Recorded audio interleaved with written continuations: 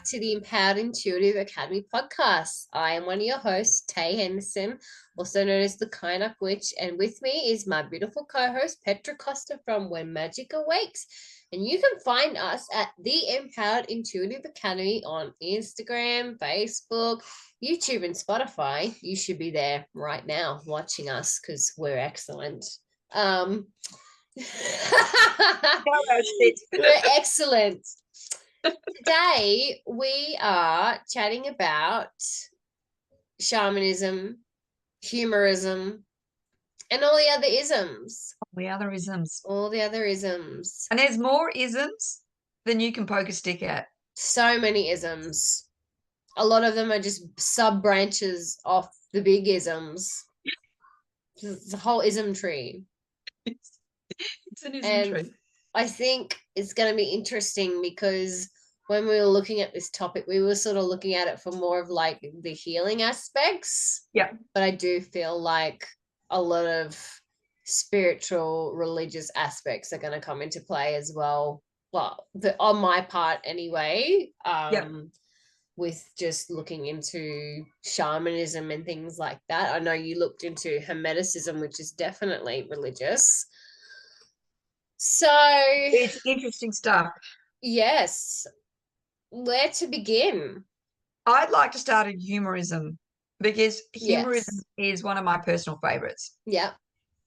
And I love it. And in a lot of the stuff that I read, it's referenced and nodded to in a lot of instances.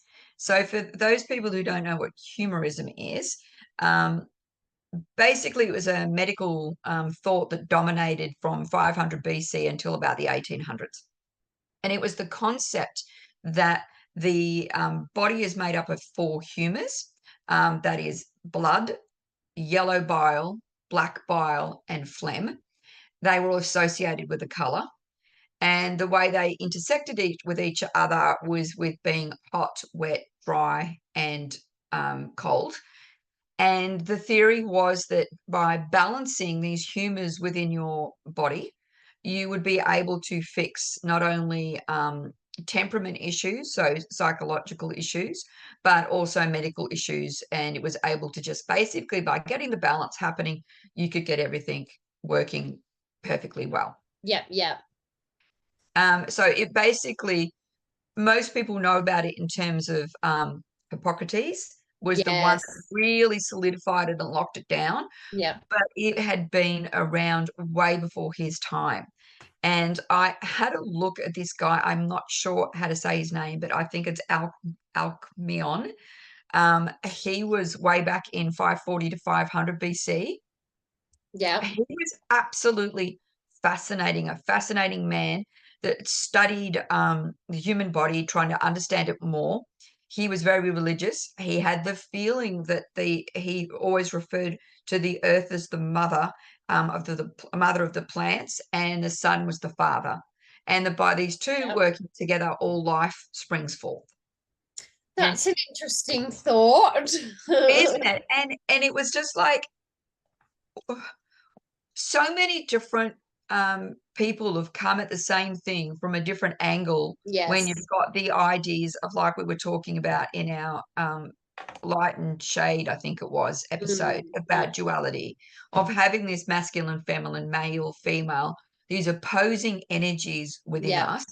That when I say opposing, I'm probably using the wrong term, because I think complementary. They don't actually oppose. They just need to be balanced. But they're often depicted in opposition.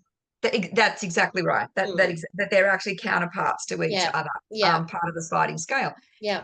And so he was a fascinating man. He was actually one of the first people to start chopping stuff up and dissecting it and trying to look further into what was going on.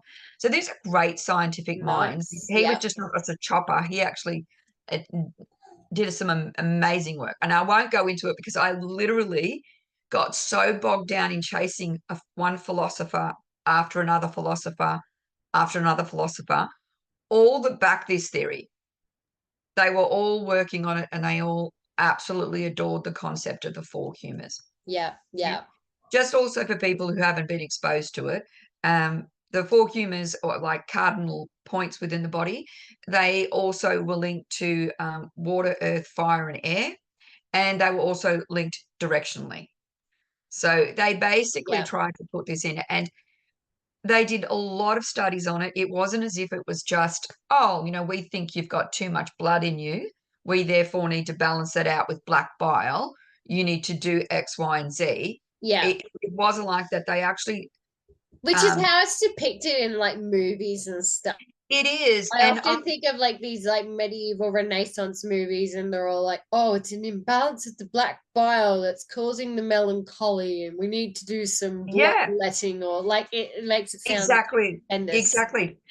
And most of the people I see online that are literally mocking the whole concept of this because of the bloodletting and things like that. I will point out the bloodletting is still something that is practiced today for certain conditions. So not as many conditions as they were doing back then, but science has evolved. But Well, my mum had a diagnosis of hemochromatosis at one point, which is when you have too much iron in your body, and yep, literally was having like 3 monthly venous sections where she would sit there and they would bloodlet her until she filled like a whole liter bag up of blood. They can't use it because it's too iron it's concentrated. yes, So, well, apparently it was.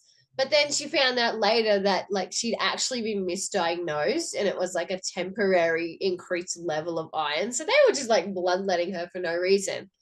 yeah, That's modern medicine, people. You know. exactly, So, but exactly. it is the treatment for hemochromatosis. Yep. So yeah, it's not a primitive thing. No, and it's because people say, oh, because it was linked to this bloodletting or putting leeches on people, etc. And again, I will point out that leeches, we have used them and what they secrete in modern medicine to a level that people Yes. would blow their mind. Yeah. We do know it's got anti-clotting agents in it, etc., Yes. anesthetic, local anesthetic. Local anesthetic anti-clotting, Yeah. yeah, because how So else are they going to get the blood to not clot while they're drinking it? Mosquitoes are the same. same, exactly. Yep. And this is the thing. So I think people want to ridicule things. I actually love this concept. I find anything that talks about balance is something that I lean towards. Another thing that I didn't know, because obviously Hippocrates is big on this, and then Galen came in and he locked it down. So some really big names in Greek philosophy. But it actually was then taken on. This poor man, I hadn't heard anything about him, and it just goes to show how focused medicine is on certain areas. Like we want to, everyone knows Yes. all of the Greek philosophers, we know them. Like we've heard of them. Mm, mm. How many times do I bandy about, Socrates, Plato, Yeah, all yep, these yep. names? This amazing man, and again, I'll get his name wrong, but was Avicenna or Avicenna, sorry. He wrote something called the Canon of Medicine back in 1025, and he was an Islamic man, and he again took this humorism and took all of that he'd learnt, what caused inflammation, what caused a deficit of energy, what caused this. He even linked it to tastes and smells, so that by analyzing taste and smell, you could get an idea of how to balance someone's body, which comes back a lot to herbalism and how herbs are Yes, used. it does. Yes, it does. And a lot of the Arabic, Islamic doctors and things like that were inspired by China and Middle Eastern traditions for medicine, or Eastern traditions, Asian traditions. And they Yep. incorporated that in with like the Yes. Greek and stuff like that, and so and the in Indian as well with the Ayurvedic, and they brought all that herbal All of that together. anatomical knowledge together. And yeah, it was quite a golden age for healing at that It point. was, and you know what we had was a bit different there, though? We didn't have the same levels of boundaries in terms of the No. fact exactly what you're saying is 100% right. This Mm. man who wrote this book, The Canon of Medicine, it became the preeminent medical work that was studied in all European universities of medicine. Yeah. for hundreds of years. Yes. Yeah. Hundreds of years. And he took what they had locked down, what Hippocrates and Galen had Yeah. locked down, but then he also reached further and he looked at Chinese medicine, Indian medicine. He looked at all of that and he incorporated the knowledge into this wonderful system Yeah. that they'd put together. Yeah. And yes, we poo-poo it, and that's fine. People can Well, do that. we have that same mentality towards herbal medicine today. Yeah. And as someone who is formally trained in the medical profession, and is also studying herbal medicine, for me, the two and two go easily together, like the Yeah. anatomical knowledge and the knowing in the modern science behind, viruses, bacterias, and things like that, and then combining that knowledge with the plant medicine that has been, you know what the number one barrier is to herbal medicine? That it's not studied enough. And I Yeah. just fucking lolled so hard at that because, like you said, these great minds, Paracelsus and all these people, right back to ancient feudal China and stuff, they have got tomes and tomes of herbal studies and medicines. And how do they know how it works? Because they studied it. They used They themselves as studied it. guinea pigs, and then they Exactly. applied their knowledge to their communities. But no, apparently there's not enough random control trials to validate these findings. So, and I'm like, oh, I know it is a crazy concept because it's crazy. It's ridiculous. I remember reading something that in Babylonian text they had recorded something like 3,000 to 5,000 different herbs that they, and again, they weren't testing it under that shit in cuniform. Fucking hell. But they didn't test it under these controlled, circumstances that we did. You tried it and it either worked or it killed you. Yeah. You were like I don't want to. I'm not saying that we should go forward and do that today. No. But it is a pretty foolproof way.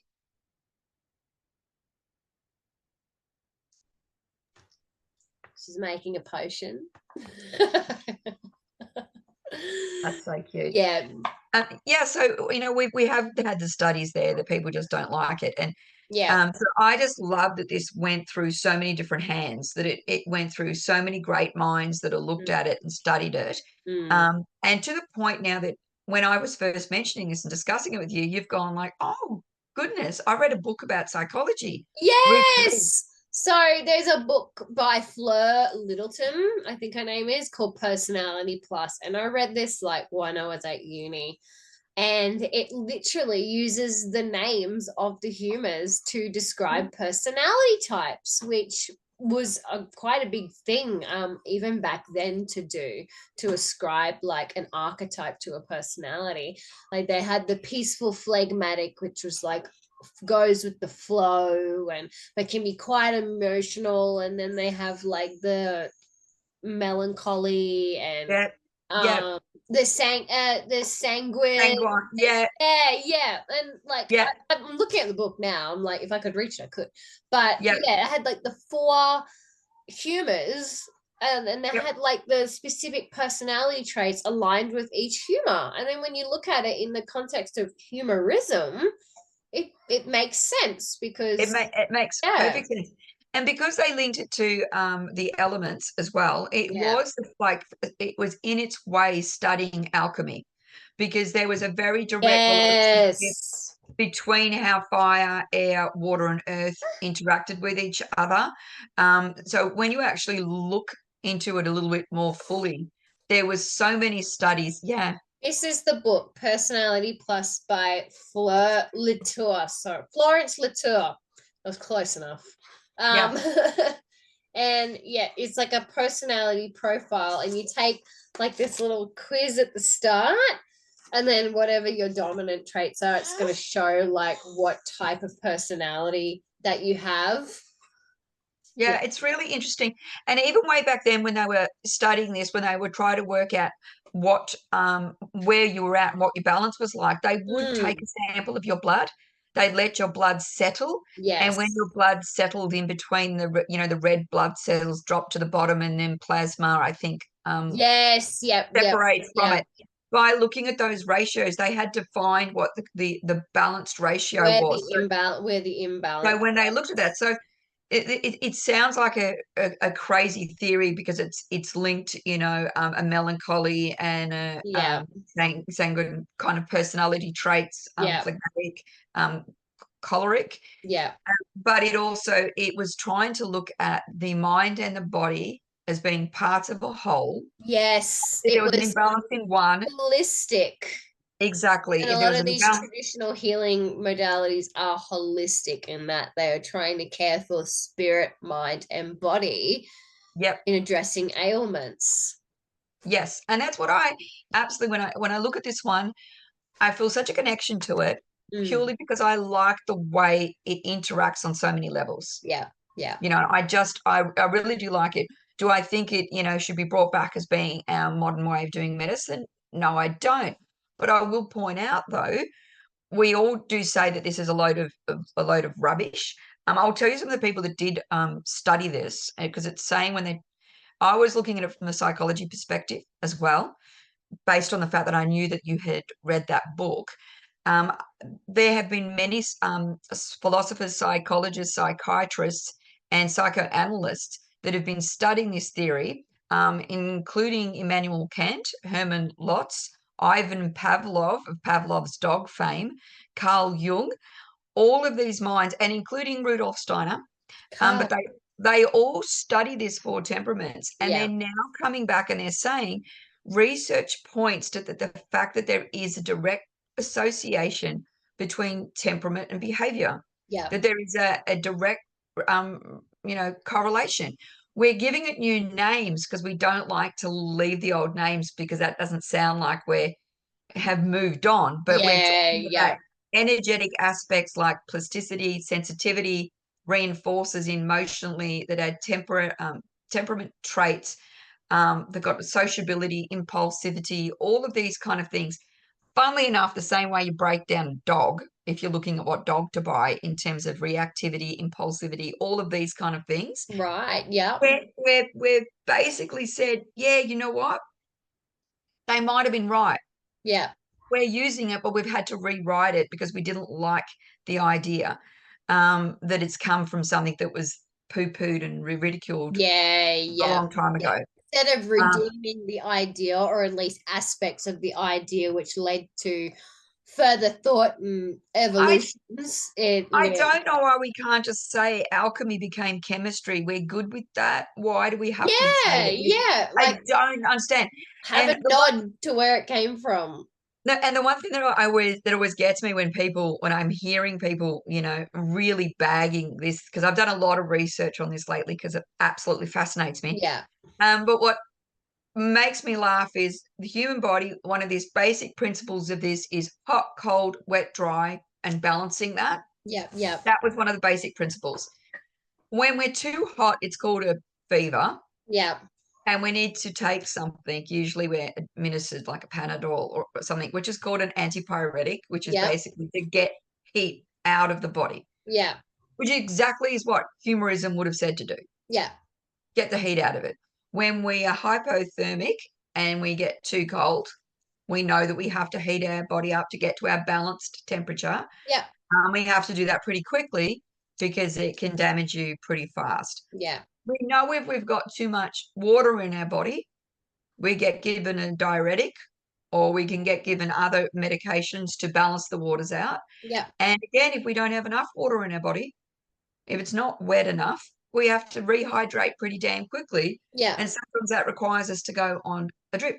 yeah, yeah, These are all of those basic things where everyone's like would be nodding and going, oh, of course, it just makes sense. Well, it yeah, makes sense because it also came in, this is what the theory was based on. yeah, yeah. They just expanded on it further, and that's where we thought it was cuckoo. And within biology, there is a concept of homeostasis within the body. So Yes. maintaining the norm, maintaining the balance within the body, and anything that throws that homeostasis out is usually associated to a physiological process or disease or injury.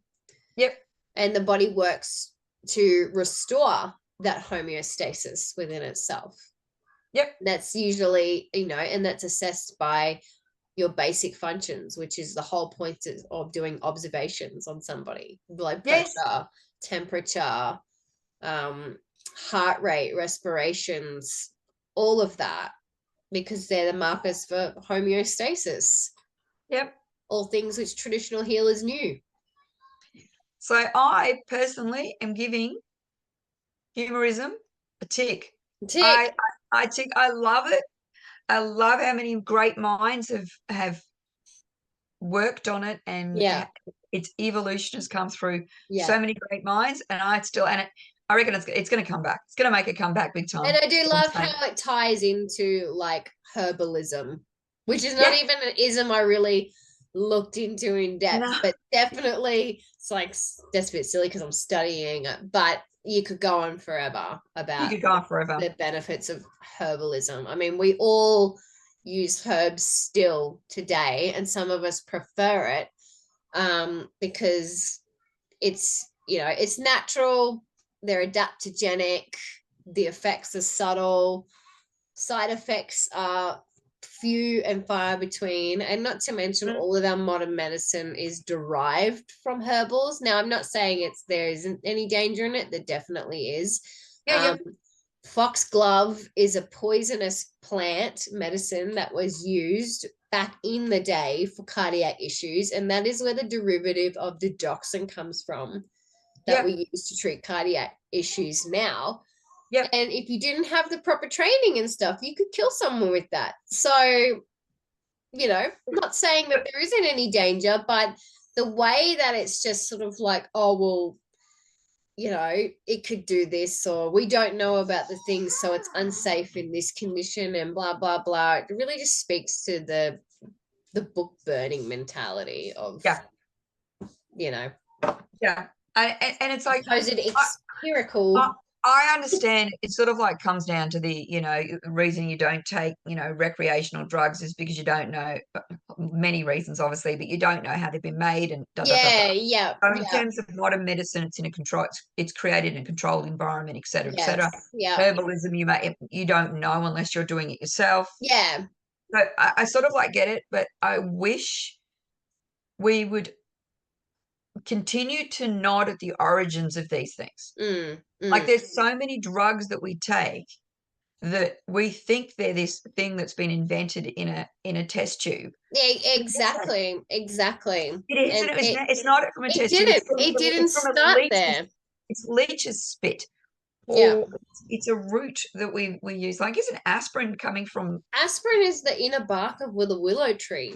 Yeah, exactly. So like, I don't know what people are thinking, and I feel we're happy to accept it if we get it in a vitamin and mineral supplement. Yes. And we'll spend millions, billions of dollars a year. Oh yeah, it's become a trade. Unproven remedies here. Yeah. Yet when we talk about herbalism and modern medicine, herbalism is the poor cousin. Yeah. And I just think, how much did you spend on fish oil this year? How much did you spend on getting some spirulina? Yeah. Anyway, what have you got? Oh, well, I went the shamanism route, obviously. But I began with animism because for those who know me will know that when I teach about witchcraft and all the magics and things, you will know that animism is the basis for a lot of what we do. Animism to me is a belief that everything is animate, everything has an essence and an energy and a spirit. And this is a belief that is tied to our oldest of ancestors when we started gaining an understanding for our external realms, recognizing that there was realms beyond ourselves. It started with this base belief of, well, there must be spirit behind it. There must be an essence that animates all things. in Okay, and this different. is where I was going to jump in, because when I first started learning with you, Yeah, I had heard the word animism, and for some reason, I only took the anima to be animal. yeah, I only thought it related to animal yeah, spirits, yeah. but it isn't, is it? No, it's Yeah. everything. Animals are a massive part of it, Yes. but it's plants, it's trees, it's rocks, it's streams, it's the sky, it's, Yeah. everything has an energetic signature or Yep. essence that we can connect with, tap into, feel into. But the definitions that the internet will give you is belief in innumerable spiritual beings concerned with human affairs, capable of helping or harming humans, encompasses a worldview consistent with religious and beliefs and practices, a primitive precursor to religion, cultural evolution, tying to the Stone Age. And Condescend much? yeah, I just think that's a really dickish way of saying that it's ape mind, monkey mind. It's not Um, only and condescending, it's giving it a sort of like a fairy tale twist. yeah, yeah, like come on, the rocks aren't singing, and I'm like, that's because you're not fucking listening hard enough. Like, shut up, listen to the colors of the wind, like grandmother tree Willow told you. Fucking hell, Google. But so Grandmother Willow. I love it. grandmother Willow, Oh, I love I that love movie. her.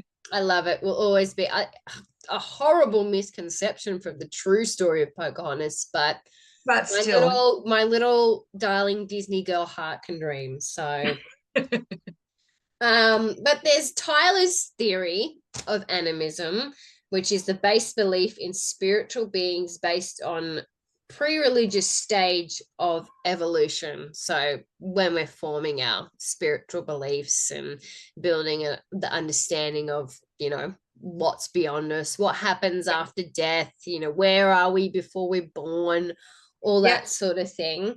yep, There's a few key terms that he aligned. There's this, so the doctrine of souls, which relates to spontaneous reflection upon death, dreams, apparitions, visions, doctrine of spirits, which eventually expands to divine beings and gods.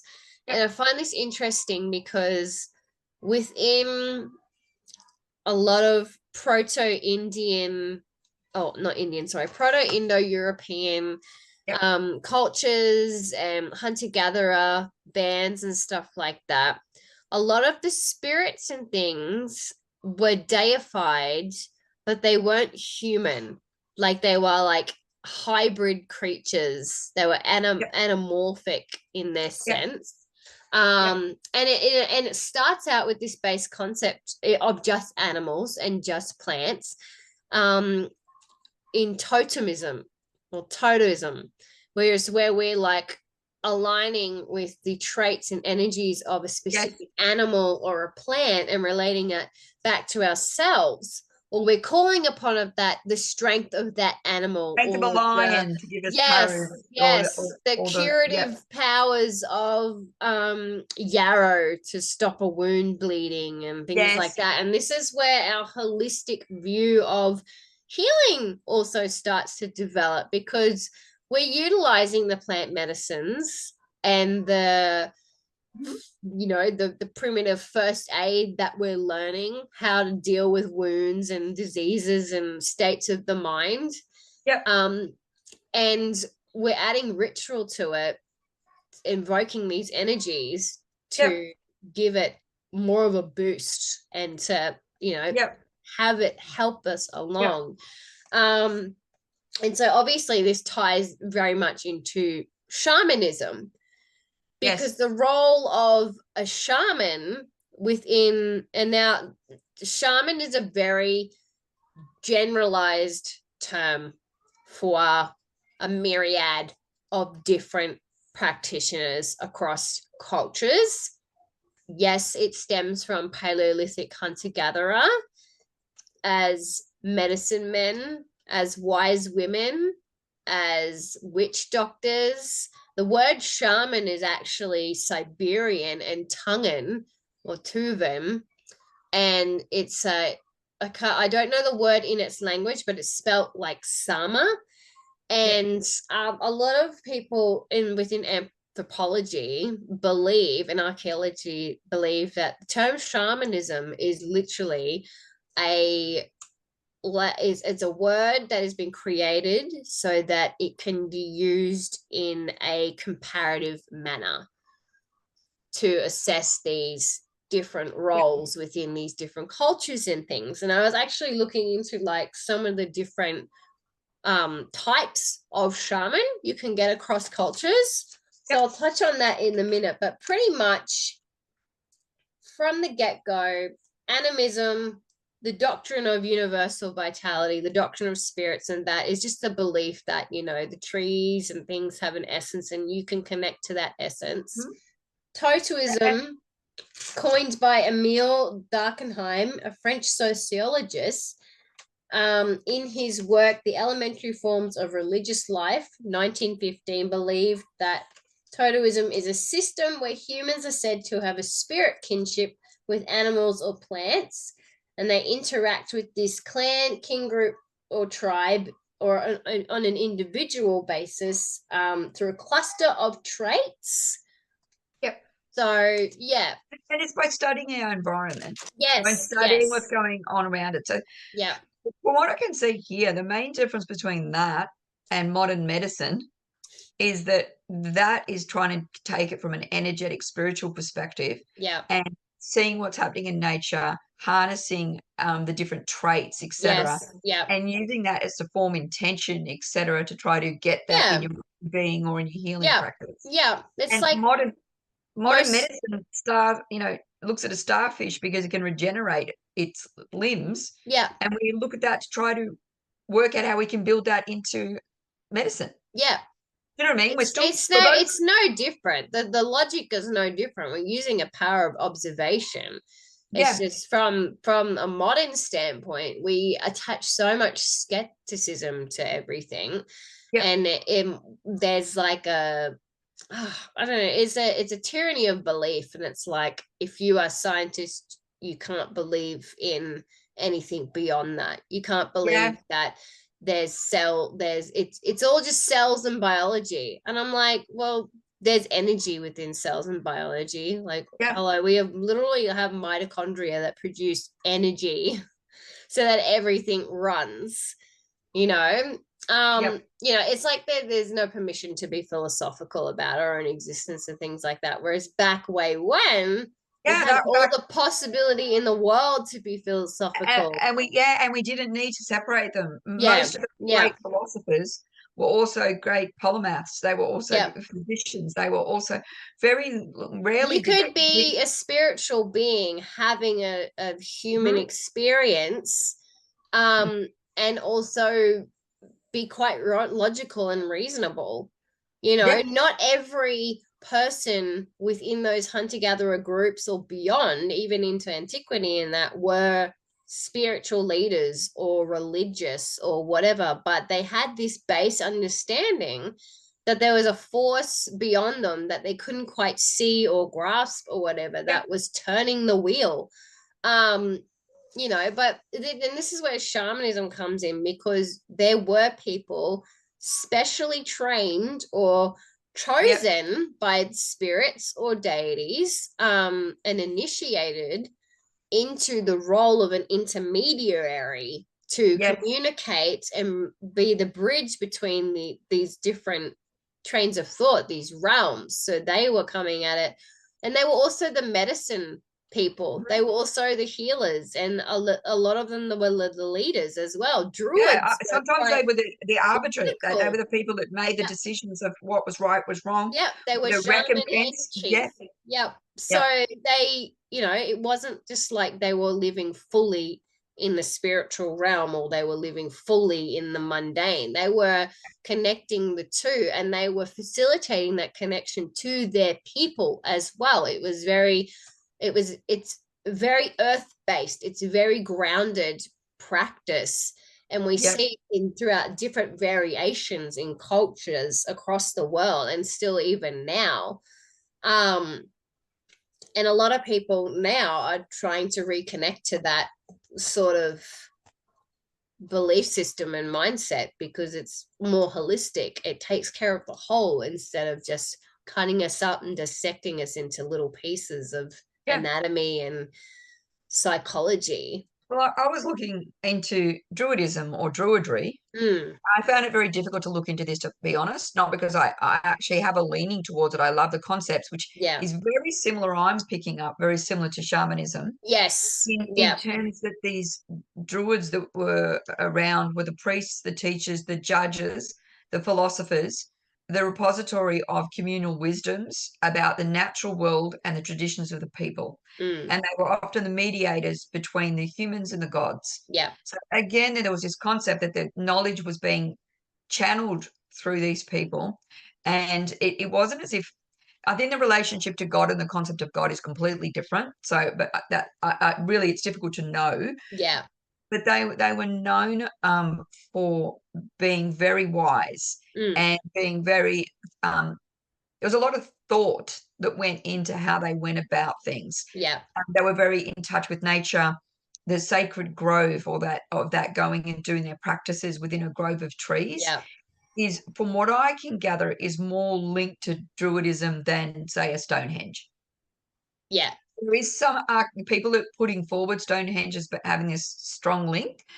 I don't think archaeology agrees with this at this point in time, but it's very, very difficult because there's not many records around Yeah. Yeah. Druidism. Yeah. And the records that we do have were from a, shall we say, biased lens of the Romans. Yes. So I Yes. think it was Julius Caesar comes in and he's written everything about them, very much talking up the concept of human sacrifice, etc., Mm, purely because he wanted to break their hold on the people. yes.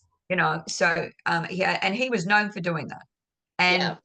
thank goodness scholars are looking at a lot of the work that came out, a lot of the written testimony from the Romans at that point in time, and are going, I'm not 100% certain Yeah, got it there's right. a definite bias here because There's they a definite are bias here. the conquering culture. They are the oppressing culture in this sense. And Yes. we don't they're dealing with cultures and peoples that don't rely on the written word.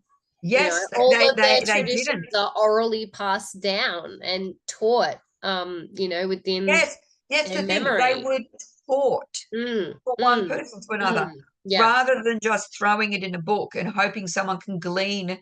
Because when you have a conversation with people and you pass knowledge down verbally, written word Yes. is fantastic. Don't get me wrong, Yeah. but it should be a teacher to a pupil that is more Yes. important than the written word, because you Yeah. can lose a lot of the nuance. You can lose a lot of the spirit of something Yeah. from that. What I did love about Druidism when I was looking into it, and from what I can gather, it relates to being known as the knower of the oak tree, very linked to their trees. Yes. And from what Oak I was can like gather, one of the most sacred trees. It's like the king of the trees. So funny you said that because I'm reading a quote by Plato and it's like first prophecies were the words of an oak. Listen to an oak or a stone so long as it was telling the truth. who was that? Plato. Plato. I am a little bit in love with Plato. Like, I'm Yeah. sorry. I Yeah. think I'm fangirling right now. Like, I Yeah. really, every time he says something, I go, oh, Get the fan dude, up. you just got it so right. What I love to when I was looking at Druidism, and if there's anyone out there that knows more about it, Mm, please get in touch with us, because I really would like to know more of the truth behind it, and mm. rather than a bastardized view. Making But what I assumptions. found, what I found was really interesting was they had their own, obviously, legal system that was called the Yes. Breton laws. I think, I don't Mm. know, Brehon They were laws. quite political. Druids had like quite a political status. They were clan leaders and law keepers and law keepers. So punishment and culture all in the one. Exactly. And they had the fact that there were people that were the judges in this system that were Yeah. male and female. Yeah. They had a belief system that divorce could happen if a woman could divorce the man if she was beaten, Yep. oppressed, treated poorly. And I'm like, okay, yeah, these are the people that are, you're portraying as being brutal in Mm. their, blood sacrifice work. Yeah. And I'm not going to make any criticism of that because blood is a very, very potent, Yeah. uh, a potent. Everyone did it at one point or another. Everybody did it in one way, shape, or form. But I was blown away when I realized that they had this view of women actually meaning something. Yeah. Yeah. Like, what the hell, druids? As opposed to like Roman culture where women were Were not a property. very, They were property. yeah. They were a chattel. They were Yeah. something to be bought and sold. Yeah. So I found that really, really quite interesting. And I also like the idea, maybe I've got a little bit of druid in me. I like the idea they had No. their legal system also wasn't about locking people away and rehabilitating to the same degree. It was about making recompense. Yeah. So it was about punitive damages that now they get a bit woolly from what I can see in terms of what meant what, because they had like a very a class-based system that, your leg meant more than my leg. Well, Yeah. Yeah. a leg wasn't a leg, if you know what I mean. But I suppose leg isn't a leg. Like even today, someone who's an athlete would probably be able to insure their legs for more than Bill down the street and just whipped his Yeah. stick to on. I Yeah. just remember because they had Daisy Duke from the Dukes of Hazzard way back when was able to insure her legs for a certain amount of $1 million. Oh my God. So What I'm the just hell? saying. But the What the point hell? of this was it was very much about no, you have to pay the penalty based on what you've taken from that person. Yeah. So Yeah. if you've just stolen from them, you have to make recompense for the fact you stole from them. Yeah. If you did this, so it was about resetting the balance Yeah. rather Yeah. than saying to the person, we're going to punish you with 10 years in jail, or we're going to do this, Yeah. or we're going to do that. It was Yeah. more, you need to make good on Mm. what you do, which is, again, we're talking about balance again. So, Yes. Yes. I really quite loved it, to be Yeah. honest. I would like to learn more about it, but I found that the sites that I did, they were either the new version of Druidism Mm. taken on a little bit of a new age twist for me Yes. that Yes. then I had to sort of like Stuff. back away from. I found similar stuff with like neo shamanism Yeah. there's reasons for that is because especially with druidism and stuff like that, it's based on reconstructions. Yes. So they are looking at the histories and the archaeology and the anthropology, and they're only getting like the snippets that are available to them that are left behind because all of Yep. this stuff was like wiped out, through the Roman Yep. occupation, through Christianization, through colonization, to the point where like people don't speak their native languages anymore and stuff like that in Europe. So Yeah. It is absolutely crazy. and any form of like Celtic sort of religion or faith is based on the anglicized versions that were Yep. palatable for the church. So we got this reconstructionism, and they're Yep. not going to get everything on point, but then they're also weaving in like these new aspects of new age modern spiritualism, and we get this with like the neo shamanism as well, where they're tying it to supposed ancient traditions or Yeah. And practices, whatever, to validate the that's, beliefs that don't actually fit into the traditional paradigm, yeah. Yeah. which I'm is, all for evolution of things. yes, I.e., alchemy becomes chemistry. Like, evolution is great. I love evolution. What I do not Bastardization like is not. is not. And Yes. I do not like false justification Yes. where you justify and this. We've heard me say this. I think if we go back over everything, I cannot stand the certainty with which Yes. people put things forward. But one thing I did like about this druidism, and I just wanted to put this down, is that it's talking about trying to activate effectively the whole person. And you start off in training as the artist, the creative self, the person that lives within the creative spark. Then you move on to the shaman who lives within, the one who can travel in the inner realms to explore the fluid nature of time, the inner power of trees, herbs, and animals. Obviously, very, very similar to your shamanism. And then when you get to the stage of being the druid in your training process, so you're walking a path. You don't just start off with it. You have to Yes. walk the path of learning, of Yes. going through, which I love the way that learning starts as an artist. Yes. Like, I absolutely love that because I look back and I think Michelangelo, Leonardo da Vinci, and all of these very, very great Started minds, off as creatives and the then creatives, because it gives explored the you mysteries further. yes, and I love that. And once you've gone through that stage, it opens you up to the inner wise person, the inner Yeah. sage, who is a philosopher and a counselor, who is the judge, and who Yeah. discriminates and who teaches. Yes. I just love it, and I like the concept that you have to work your way through. Yes. And that's You the thing just with have. these modern iterations of Mm. like it's like they're called plastic shamans or wheat bix shamans or whatever, but it's pretty Yes, much you you go basically just away, you do a weekend retreat, and all of a sudden you're a shaman. yes, yes. There is so much more into it, and now obviously we've got a lot of links with druids with astrology, but again these minds, these groups were looking at things like alchemy. They were looking at things, so they wanted to understand chemistry, they wanted to understand the stars, they wanted to understand our place within our universe. And I don't think many of these saw it themselves as being the center of their universe. They saw themselves as being a part in a greater scheme. And I really do, I do love that. The thing I looked into next was mesmerism. Ooh, Pure, what's that?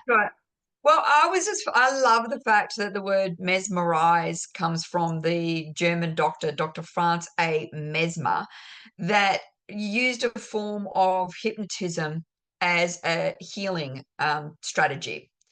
And he's not given any credence anymore because he was completely run out of town effectively back in the day. Yeah, But yeah. when I was actually looking into it more, what I really liked about it is mesmerism is a term for hypnotic induction or hypnotic appeal that involves animal magnetism, a vitalistic principle that was claimed to cure diseases. It was a system of therapeutics developed by Dr. Franz A. Mesmer in the late 18th century. So he used a combination of magnets, eye contact, hand gestures to control somebody's personality and or actions. So Right. this it wasn't supposed to be. It was completely holistic healing. There was nothing that was outside of this man's. He truly believed he could fix virtually everything, from blindness through to a personality disorder, a little bit of hysteria, some crazy wandering rooms going on, Oh, geez. Yeah. all of these Yep. kind of things. What I loved about it, and that I didn't realize, is this whole concept that you were mentioning before of this vital energy, this vitalism. And it's a belief that starts from the premise that living organisms are fundamentally different from non living because they contain some non physical element or this vital spark and energy. And they've got some beautiful words for it. But Yeah. does this Yeah. not sound like our when we were talking about meridians and we were talking about chi, ki, Yeah. ki, qui, all of the Yes. different Yeah. ones in terms of this Prana. energy? Yep. Exactly. So many different words for it. And this Dr. Franz Mesmer believed that there was this magnetic energy that ran through us, thereby coining the phrase animal magnetism, that he believed it was, and he didn't mean like we see it now as being, oh, you've got this magnetic personality. When we think of animal magnetism, just goes to show that I think you're almost like vampires and that ability to lure you in. Yeah. Yep. That's Yep. the feeling I get. But when we talk about animal magnetism, it's just this, you're really just sending out good vibes. Yep. This is not what the concept originally meant. Yeah, It okay. meant this vital force that flowed through the body, that he was using magnetism and magnetics as a way of describing it. Mm. And he believed that he could adjust the flow of that running through your body. And by adjusting that flow running through your body, he would be able to enhance people's health. Right. That does sound very familiar, doesn't It it? does. It Yeah. does. Yep. Yeah. Now, all of this goes on. The word changed from animal gravitation to animal magnetism, and there's all of these people that will get into this, discussion about the magnetic fluid that he thought that he was moving around people. There were people that he had instances where they had nosebleeds, headaches, unable to survive in their life. That things would always go wrong in terms of those kind of things, dizziness, fainting spells, etc. And he cured them. And they're saying all that it really did was prove the concept of placebo effect. Yes. That the Pseudoscience, ability, placebo. Love and you know that. what? I don't understand why modern medicine has such an issue with placebo effect. Yeah. If it works, isn't that the end? Isn't Yeah. that what we're trying to achieve? Yeah. If someone's got a headache, aren't we trying to achieve that they don't have a headache anymore? Like, obviously, Yeah. you have to treat the cause, et cetera, et cetera, et cetera. But I'm thinking just on an everyday basis, when you hit your thumb with a hammer and you've got a boo boo, and you say to yourself, oh, I wish that wasn't hurting so much. Yeah. Why do I care if it's placebo or not? You know what that reminds me of that example? It's like when kids hurt themselves and you go, oh, kiss it better. Is it And better? they automatically feel better. And it's not like you're not watching it to see if it gets worse or whatever, Yeah, but it makes them feel better in the moment. Like you're taking care of their little heart, their little spirit, their little, emotional body that is just going off chop. Like that's all a part of the healing. Because just to physically go, oh well, it's bruising and it's swelling, and like we'll have to like that's not helping them in the moment. no, No, no. they need This someone to is, kiss it better. I did a little blow Yeah, as well. yeah, Say, yeah, oh, you're good. yeah, You're good. yeah, Well, what happened with this Mesmer dude? He was the talk of Vienna, I think it was, where he was literally had people flocking to his door, yeah, so that he could treat them. yeah. He actually created, I cannot find where I wrote it, what he created, but it was basically a tank that Mm, he put people in that either had filings in it, magnetic filings that he put in it, and bars within it. And could have 30 people at a time sitting in this tank, that they would get their magnetics re-energized, that they could basically feel better after they come out of this. And yeah, again, it was like, you're a charlatan. Well, yeah, yeah. we all put Epsom salts in a bath when we've got some aches and pains. Yes, I literally thought about like Like, hydrotherapy and stuff we like do that. hydrotherapy. We go Yeah, to springs because of the high mineral high content mineral content. in Yep, the water. yep, People spend fortunes on buying those spring waters because of the purported medical benefits from it. yep. Yet this dude, obviously, we're looking back on him and we're going, charlatan. Yes. In 1784, King Louis, trying to do my Roman numerals, the 16th, assembled a royal commission Yep. to investigate Mesmer, because Mesmer had moved into France and he was Mm, high society went crazy for him, yep. and King Louis felt that he had to get involved. So basically, he was studied. They couldn't find any. We go back to this same thing. We couldn't find any evidence that he actually was curing people. There was no medical evidence, scientific evidence. It Mm, couldn't be, it wasn't replicatable. Therefore, he got driven out of France, yep. and he basically lived in exile for the rest of his life. And I'm like, Poor dude. now, people were willing to pay for it. Like today's day, that would just be an upmarket spa. Hmm. Like literally, Oh, absolutely, that would just be an absolutely. upmarket Yep, spa. yep. And I find it really interesting about the fact that everyone poo-pooed it and blah, blah, blah. And then I'm thinking to myself, well, aren't magnets used today in like modern medicine and, well, not modern medicine, but as an alternative therapy? Mm. I don't know, but I was not only are magnetic therapies approved by the US Food and Drug Administration, there've actually been clinical evidence to say that for certain ailments that Certain magnets conditions. work. Yeah. They actually work. Not whatever I said here is approved a specific type of magnet therapy known as transcranial magnetic stimulation, which uses magnetic fields to stimulate brain cells. This has been signed off on and is it's been shown to actually have benefit Right. for migraines, depression, and different disorders around brain function. Yeah. Transcranial magnetic stimulation. Wow. You know how much we spend globally a year on magnets purely for the health benefits? How much? $5 billion. Lord. Now, this guy was Lord. That's right driven. up there with the homeopathics, don't you think? He was driven out of France because he was a lunatic. And we are now spending hand over fist $5 billion a year on magnetic I therapy. love how that was a crock of shit, but blowing smoke up someone's ass is a legitimate therapy.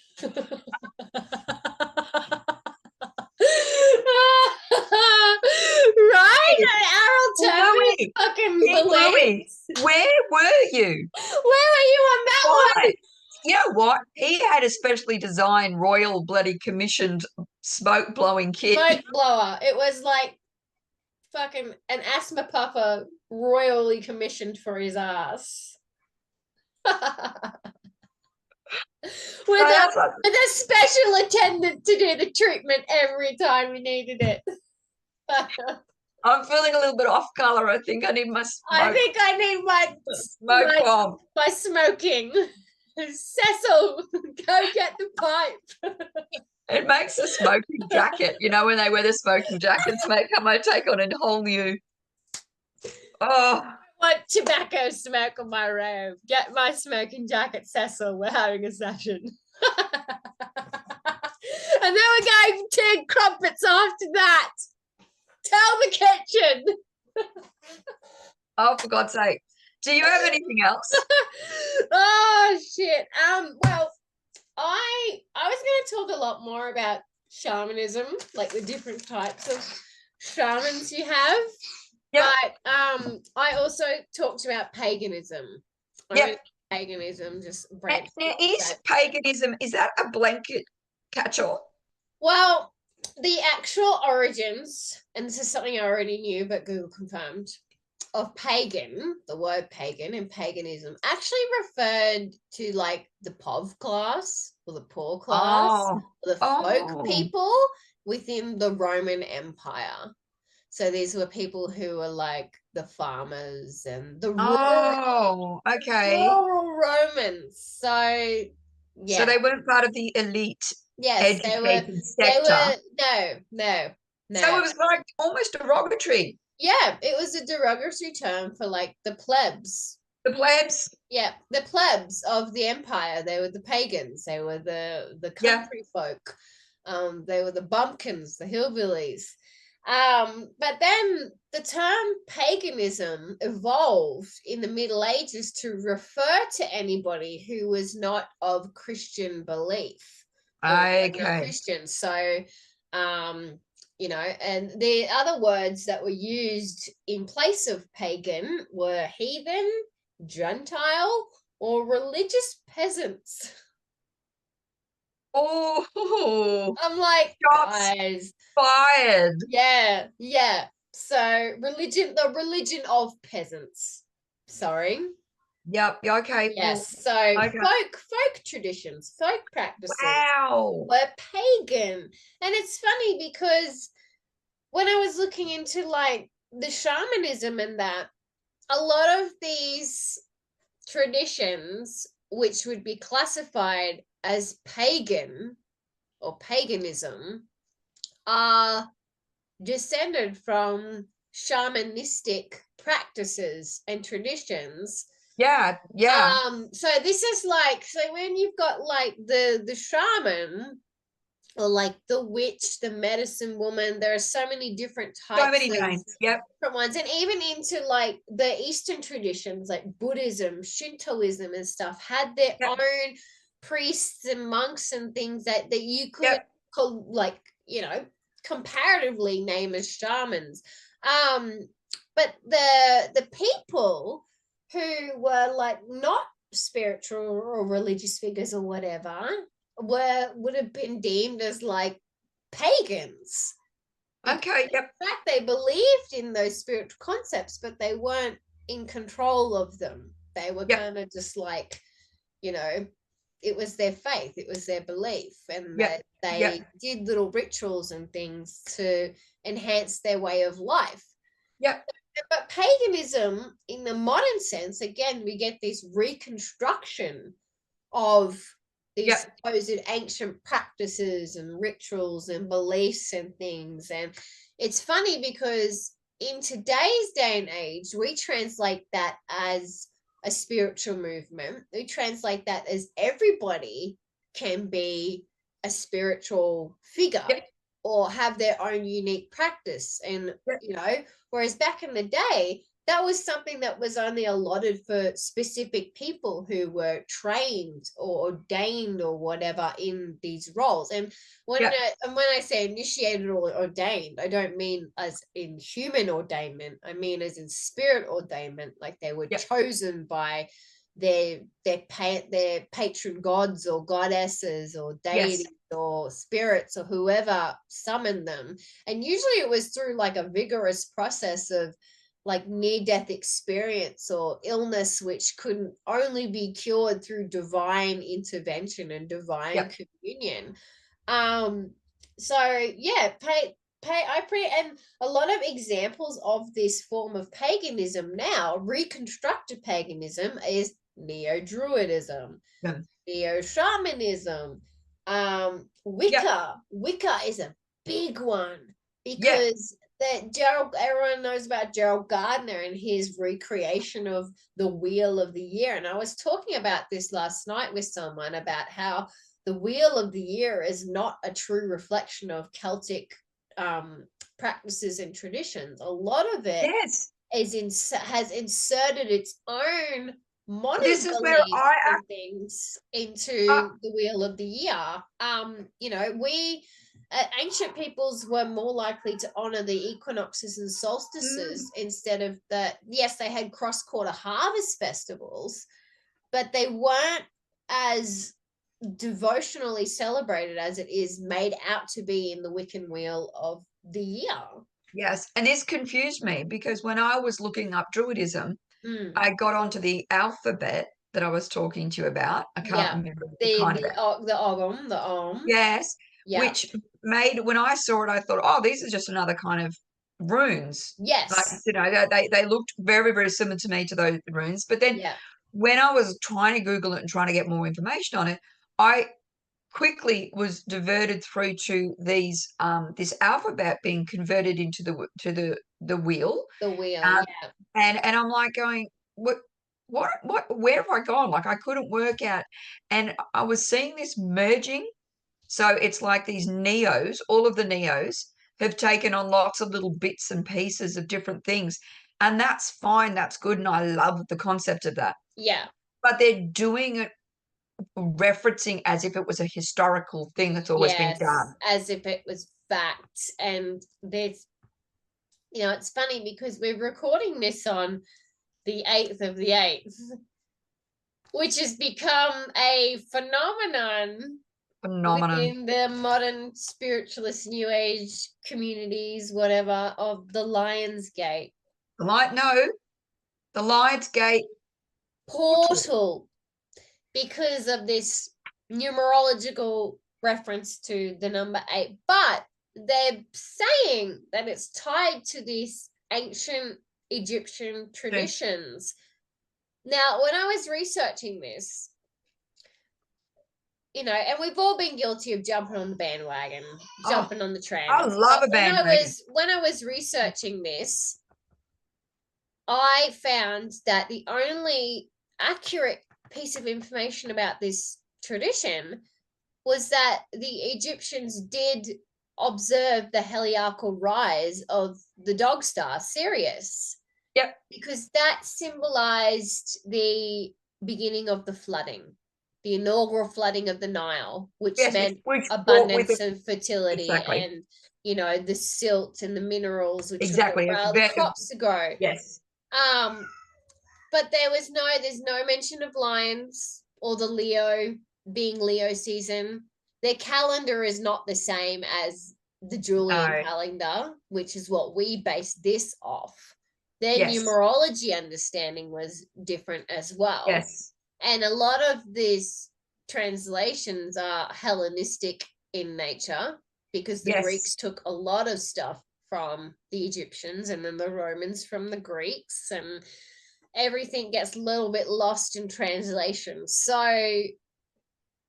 I guess there's a little bit of an incentive here to actually go out and properly research these things before we just willy-nilly celebrate them. And do I think it's fantastic? And where's the personal the 8th of the 8th? I love the 8th of the 8th. Absolutely. How cool is that? Especially considering from a numerological point of view, if you take 2024 and you add up those single digits, which is what you do in numerology, you come to 888. Yeah. So it's a triple whammy, right? So it's a super powerful one. And I get that from a numerological standpoint. Like I really do. I have no issue with that. I have no issue with any of these things. What I have an issue with is of us merging them. Yeah. And now making out all of a sudden that on the 8th of the 8th, that's when this astrological thing is happening. Yeah. And it's not. It doesn't happen at the same time every year. It's not even how the it points works. of the wheel of the year are not. They have like a general date, and then they have an astrological date or a window for when that's actually aligning, because as the earth is rotating or whatever, that dictates our seasons, right? And so it's never going to be on point every time. The fact that we have 365 days in a year is counting Roman times in that. 0.25. Yeah. If we remember the Egyptian pyramids from when we were doing that the other day. Yes. Okay, mentioning, this is the last thing I've got, and it actually feeds in well, because you're talking about the merging of the cultures between Egypt and Greek and Roman mythologies, etc. And I'm talking about hermeticism. And hermeticism is a philosophical and religious system based on the purported teaching of Hermes. I can never say it right, but Hermes, I've got it written down here, Trismegistus. Yes. Trismegistus. I hope I've said that roughly right. Which is basically it's basically a amalgamation of the Greek god Hermes and the Egyptian god Thoth. Yeah. Put them together. I had to look this up because I wanted to see how many. I started thinking that these must have been around the same time. Obviously, no. Egyptian way precedes it, but they merged them together. Then what happened was there was a lot of writings that were attributed to Hermes Trismegistus. Yes. And these writings were about knowledge and enlightenment. And they span quite an extended period of time. Obviously, one person couldn't have done them, but a lot of very, very great minds have studied hermeticism, and great minds. I'm going to drop a couple of them, but Isaac Newton was a very great proponent for hermeticism. And did a lot of studying. Now, I'm up on this subject at the moment purely because I've just finished reading the Emerald Tablet and the Emerald Tablets, which were hermetic in nature. Yeah. And I've also finished reading, I think it's called the Calbalon, or I've read that as well. Yeah. Now, this system, it's when you actually read the original wording, it's not quite as religious as it has been made out to be now. Yeah. Okay. It is religious in terms of the fact that there is a God or a greater being that is working behind the scenes in some way, shape, or form. Yeah. But I'll read you the basic principles really quickly. There's 7 basic principles of Hermeticism. The principle of mentalism. So Hermeticism emphasized the power of the mind as the ultimate creative force. According to the principle, the universe is a mental creation and all that exists is the product of the divine mind and of what they like to reference as the all. Yeah. And they have this way of putting the divine mind and the all together that is you really have to read it to understand it, and you have to read it 30 times. So I can't even go in to try to explain that to you. But it basically is encouraging people to recognize their own mental potential and their own creative abilities. And this is where we come back to manifestation. Like it's the concept, it's taking the concept that we can impact it. Well, we know this. This is quantum physics. Like I read that and went, this principle of mentalism is quantum physics. We know that things react differently when we watch them, and what we are doing impacts them. Yeah.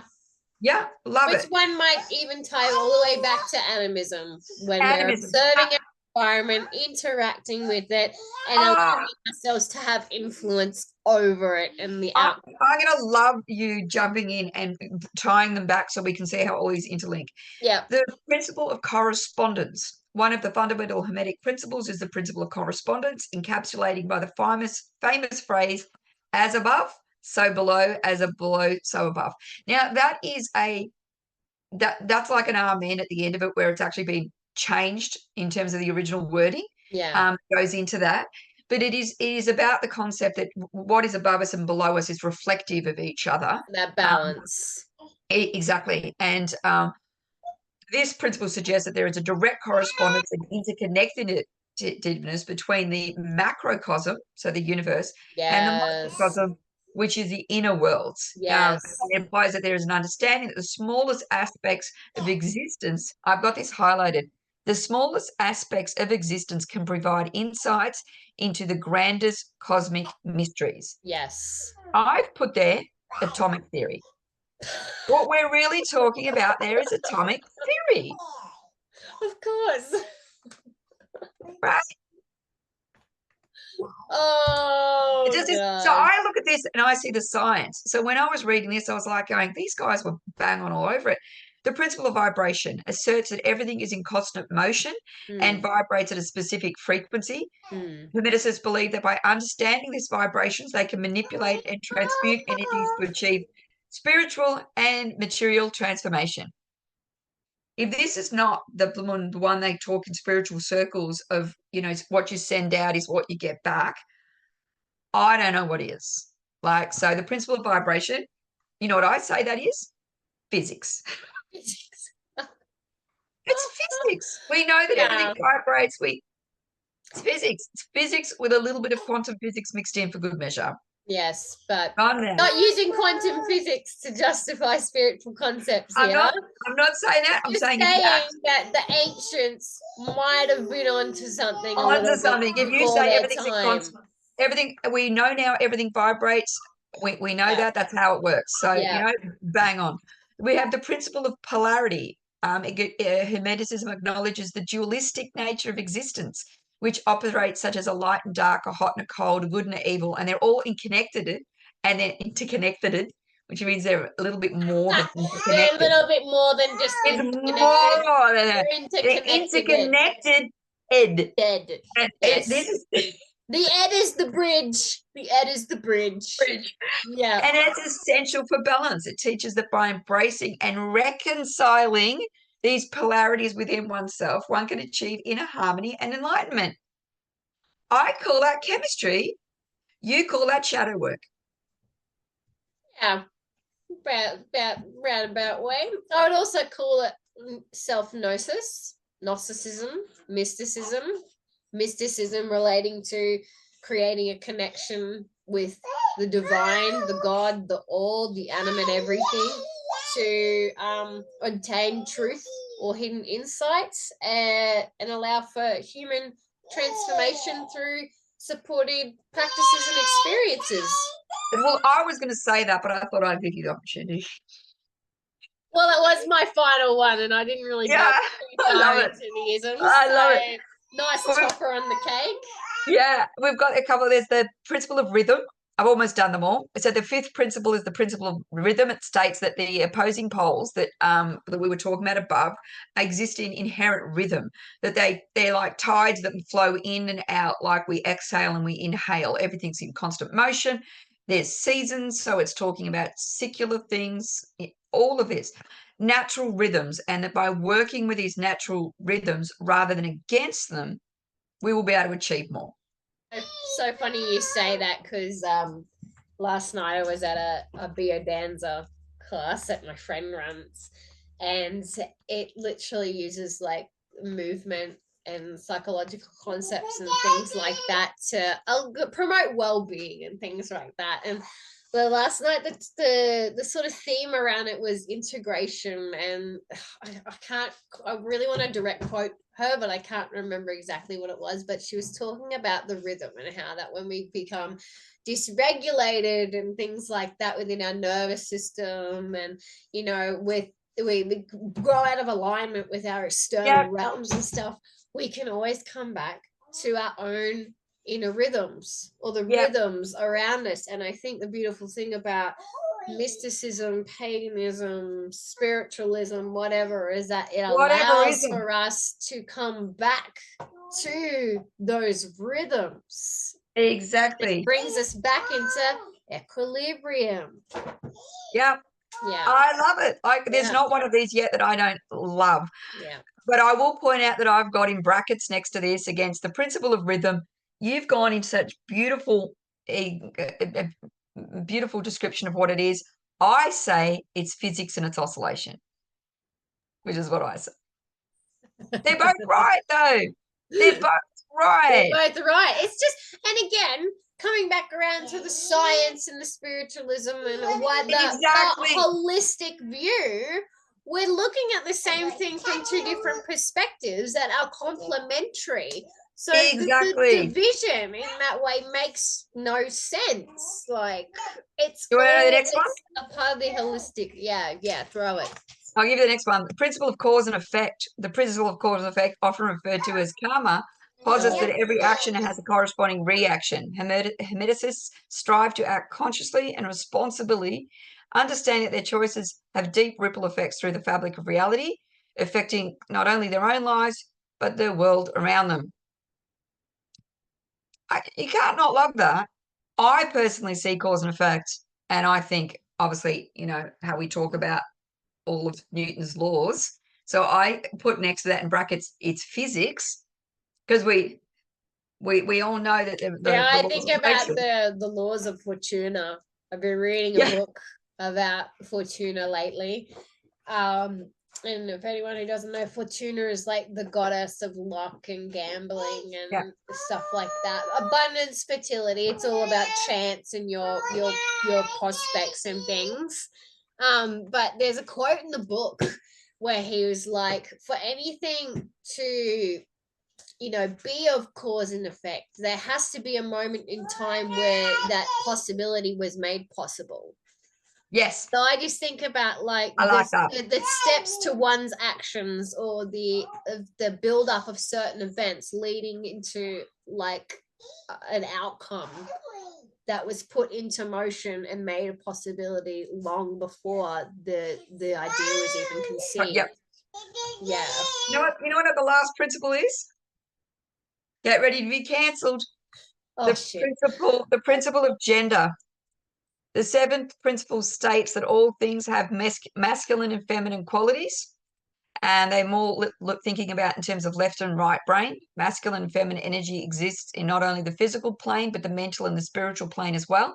The unity of these two energies is essential for creation, which we've read before. I can't remember which one it was in. Which one was it in? I can't remember.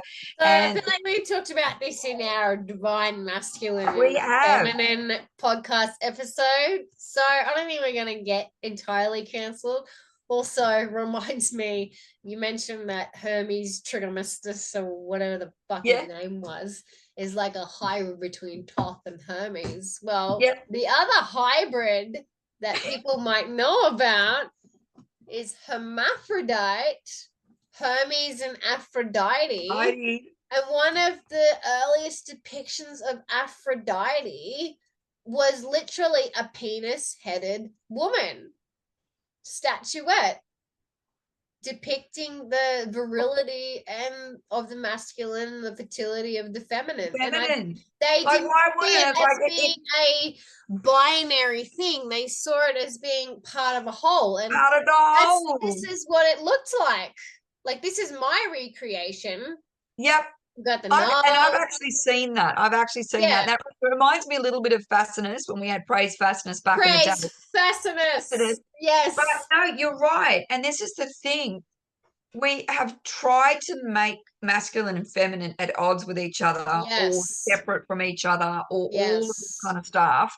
When people are talking about it in terms of this, it's not about that. You've got No. it wrong. Yeah. It's about what needs to be put together to make creation, to make Yes. everything. And this is where the ancient Chinese culture, in terms of traditional Chinese medicine with the yin and the yang, and Yes. Yes. I can't remember what is it in Indian culture. They've got their own words for it, and I don't want to be rude to get them wrong. Mm. I could look them up if I had to. Like Shiva and Shakti, I think. Yeah, exactly.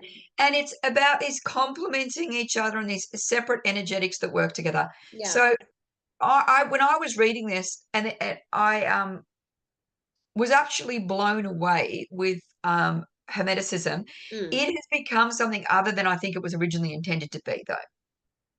I think it Yeah. was originally a learning tool where it was trying to, again, which so many people have tried to do, connect science, spirituality, Mm. and find where they can work harmoniously with each other. And I actually think, let's not worry about masculine and feminine anymore. Let's have science and spirituality. And they're the ones that need to come together. They're the ones that need to form Because you their could own see Lady of Lemba, their yin yang, yes, their that's where at fascinus. the moment we are fighting with ourselves with this kind of Yeah. stuff. Yeah. And so many things have gone back, and this has gone through this influenced Freemasonry. It influenced so many things. Mm. They are, I think about occultism as well and spiritualism yeah, and stuff, exactly. you know. I've got Aleister Crowley's tarot deck. Tarot deck, and him and Rider Waite were both big in the hermeticism and things like that. But they Exactly. were also big on Eastern traditions and things like that too. Hindu, the Chinese. I know Aleister Crowley gets a bad rap because he might have gone off into, and again, I don't know how much of a bad rap he actually gets in actual history, because I read all of the horror books Yeah, where yeah, yeah. he's always part of some Yeah, portal, some demonic cult or portal being whatever. ripped Yeah, open, and some, Lovecraftian fucking creatures all out. Cthulhu. Yeah, yeah, I bet. Yeah, HP. Yep, yep. Yeah. So I'm seeing all that kind of stuff. Oh, they were devil worshippers. Well, we haven't even touched Satanism yet. We're not gonna, we haven't started. But yeah, so that's where I finished up. And there are so many great minds that have been part of the Hermetic tradition. Yeah. I think again, it's been new aged up, Yes. and we seem to have this concept that anything that is spiritual needs to be part of a process of ascension. Mm, And whereas a lot of the stuff wasn't about that, it was about being open to learning. yeah. It was Yeah. about being open to And learning. it was about acknowledging the forces of darkness and things that scare us and that we fear. I want to give you an example of what could have been deemed as a shaman, but they didn't identify as shamans in Italy. I read about these guys in a book called Witchcraft and the Shamanic Journey, written by Kenneth Johnson. It's a comparative study on the different types of shamanic practices, shamanistic practices, because when we're using the word shaman or shamanism, often the ism implies that this is an open sort of religion or spirituality that can just be picked up and learned from a book, when in actual fact it's It's more like shamanship or shamanhood in that it's unique to the culture. And I think Yep. this is a really good example. And there are lots of Yep. these people would not call themselves shaman. They have their own local language and a local word for medicine woman or whatever. Yep. But so I read about these guys from Italy, northeast Italy, called the Benandanti. They were called the Good Walkers. Yes, And I was quickly trying to get my Italian to yeah, convert and that they're then. Yep. coming from an agrarian visionary tradition in the 16th to 17th century, where in their sleep they would travel in the forms of mice, cats, butterflies, to combat evil spirits in order to protect the crop. And they would to ensure like a healthy abundance of crop and a good Yes. yield. And this was a practice. They called these malevolent spirits or malevolent witches malandante. Um, and you had male and female practitioners. They could also be rabbits or mice, and a lot of them were born and called. So born Yep. with the within the amniotic sac, it was deemed to be like a sign of their power. But they were Because also, in a lot of traditions, that is a sign. yeah, that's a sign. Well, I've learned that through Stephen King. So, but yeah, But it's true. Danny They're Torrance. cool. It means they are gonna have abilities and they're Yep. aligned with the supernatural. Yep. And Doctor then Sleep tells us that. yeah, they're also yeah, I love that movie. I've watched it like 6 times. The book is so much better. Oh, it probably Oh is. my I haven't God. read the book. I could almost not watch the movie, but let's not get sidetracked on me doing Yes, yes. The men would go and defend against these evil malandante with fennel sticks, which is funny because that's where the fennel association for protection comes from in witchcraft. And the women would commune with the fae and animal spirits, and a goddess figure would often reside over these big like feasts that they would have in honor of these Benandante, the ones that fight off Yep. the Malandante, and honoring the harvest. Which is funny because it like a lot of anthropologists are like, oh, it's a secret fertility cult, and I just think of like the primordial goddess, the mother consciousness that seems to permeate since Paleolithic times. Like they're honoring that in a way. But they were wiped out by the Roman Inquisition because of they were pagan.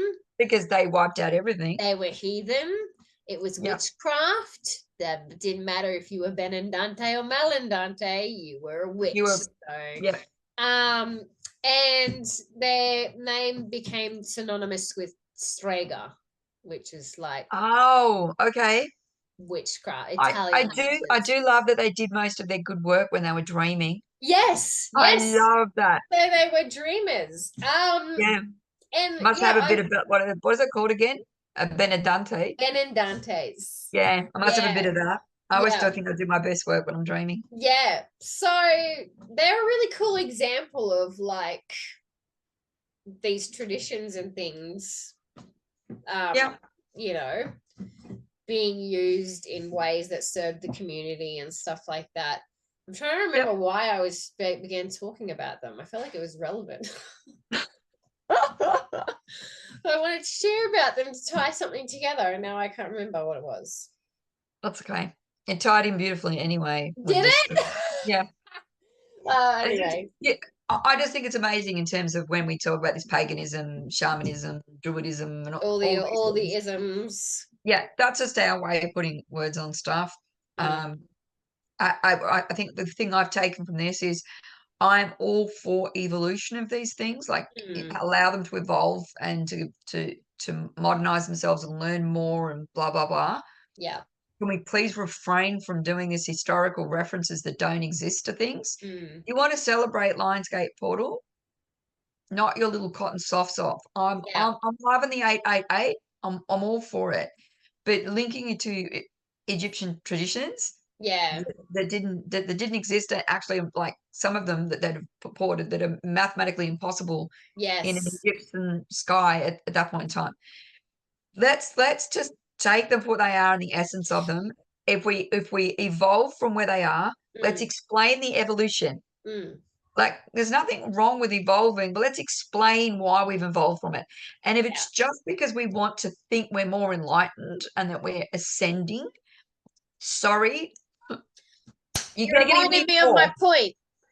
The Ben and Dante did not deny or diminish the existence of the Malandante. All they knew is that they existed, and then it Yep, was a force that they had to contend with, yep, no matter rain, hail, or shine. Like it was a force within their world that was always going to be ever present. And the Malandante is probably just like pestilence, diseased crops, pests, all all the that sort of stuff. all of the evil things that are unseen in our realm, right? The shamans and the healers and that always saw disease and things as evil spirits and stuff, but now we know that it's more than likely viruses, bacteria, stuff like that. But we Yep, also know that we need holistic experiences to tend to the wounds of our souls. And a lot of yep, the healing work is, allowing us to have those experiences and reclaim ourselves, and so that we can become homeostatic again, so we can become in exactly, balance. And that was the moral of my story. The practitioners, they all always acknowledged the dark. They yep, acknowledged it existed. They acknowledged that in some parts they need it. Otherwise, what is the point exactly, of their existence? yeah. And we're It's seeing that in a lot of these things where it's it all is, one in the same. it's not about either And or. that is something ancient Egyptians believed. We are all aspects of the one. Well, yeah, Everything is within us, and we are within everything. yep, You know, which right is down to their deities. Like, which is very, very similar to what they talk about in terms of hermeticism, in terms of when I was saying mm, before about the all and the one. yeah, It is this interconnectivity between the two. And so yeah. that you can't, even though they reference the term God, and I think people now are using God more as a religious God. Yeah. I It find that there's two schools of thought with that. You've got your typical Christianized God, which is like Yep, fucking old bastard up in the sky, just calling the shots.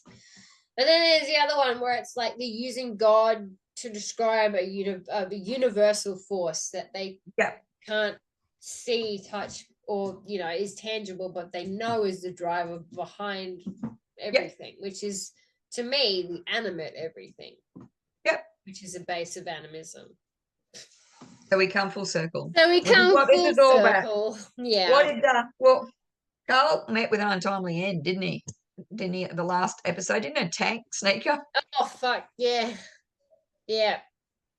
That was a crump and uneaten. Yeah. But I have an idea actually.